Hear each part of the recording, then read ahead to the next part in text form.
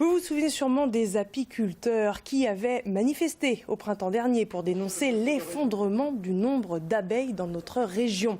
Un hommage mortuaire avait notamment été organisé à Rennes. Quelques mois plus tard, bonne nouvelle, les ruches grouillent à nouveau d'activité. Reportage Quentin Carudel et Jean-Michel Piron. Après une année catastrophe, c'est la surprise dans les ruches de Romaric-Sourget. Elles sont de nouveau pleines et connaissent un taux de mortalité plus faible que la saison passée. Un hiver étrangement clément avec les abeilles. Là c'est beaucoup mieux, beaucoup plus populeux. Celles qui restent, là on ne voit pas parce qu'on n'a pas les conditions. Et on vient d'avoir un petit crachin, il fait un peu frais. Et comme il n'y a pas le soleil qui transperce, elles restent un peu dans la ruche. Mais non, c'est très populeux, ça ramène beaucoup de pollen. Ouais. Une bonne nouvelle pour cet apiculteur.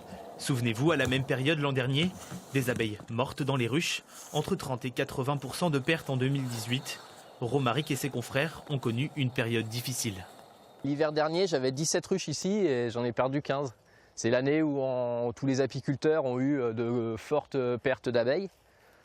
Donc du coup, moi j'ai eu 40% de mes effectifs qui ont perdu. Si les pesticides sont pointés du doigt, les apiculteurs veulent désormais le prouver. Comme Romaric, ils sont une trentaine à s'être réunis aujourd'hui pour faire le point sur cette année catastrophique. Et ils veulent aller plus loin. Une étude indépendante confiée à des scientifiques. On peut profiter finalement de leur expertise technique, de leur appui technique aussi, pour pouvoir avoir une véritable photographie de l'aspect des problématiques toxicologiques qu'on peut rencontrer sur le terrain, auxquelles les abeilles peuvent être confrontées au quotidien, même à faible dose, ainsi que sur l'aspect qualitatif.